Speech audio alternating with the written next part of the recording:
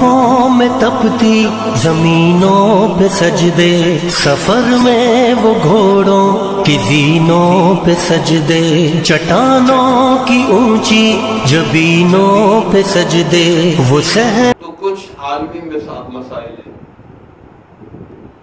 اب ہماری سوچ تو محلے کی سطح پہ ہوتی ہے یا شہر کی سطح پہ ہوتی ہے، زیادہ ہی زیادہ ہو تو ملک کی سطح پہ ہو جائے، تو عالمی سطح پہ تو کوئی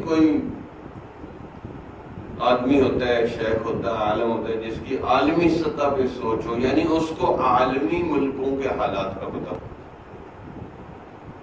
تو انسان کو مولانا ابو الحسن علی ندوی نے فرمایا ہے کہ انسان کو کسی عالمی سطح کی شخصیت کا مطالعہ بہت ضروری ہے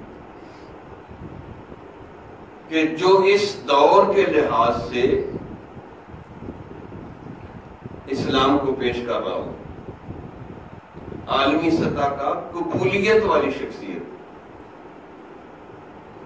جس کے کام کو اللہ نے قبول کر لیا ہو اور وہ مسلمانوں نے اس کو ایکسپٹ کر لیا ہو، تو اس میں ایک عالمی سطح کی شخصیت علامہ اقبال ہے یا مولانا ابو الحسن علی ندوی ہیں یا حضرت امام ربانی مجدد الافسانی ہیں۔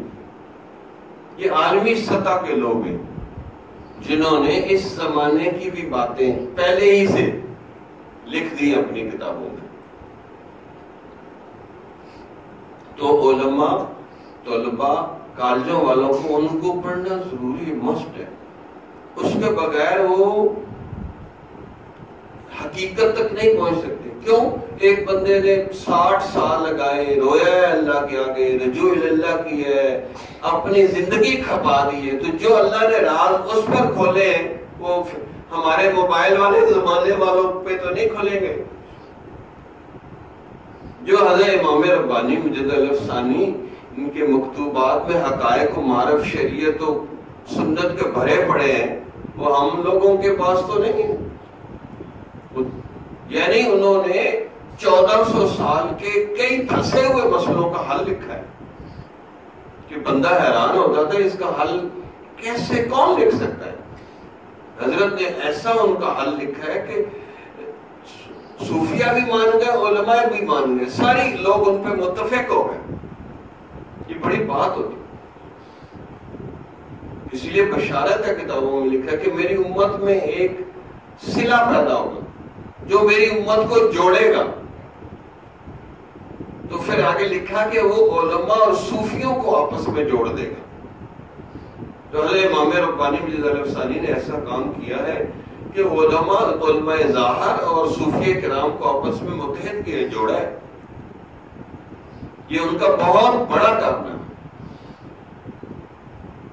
جیسے صوفیہ میں بھی آگے اختلاف تھے، وحدت الوجود کا نظریہ تھا کہ جب بندہ ذکر فکر مراقبہ زیادہ کرتا ہے تو اس کو ہر طرف نور ہی نور نظر آتا ہے، تو ایک ایسی کیفیت آ جاتی ہے اس کو ہر طرف نور نور نظر آتا ہے، وہ سمجھتا ہے بس ہر چیز خدا ہی خدا ہے۔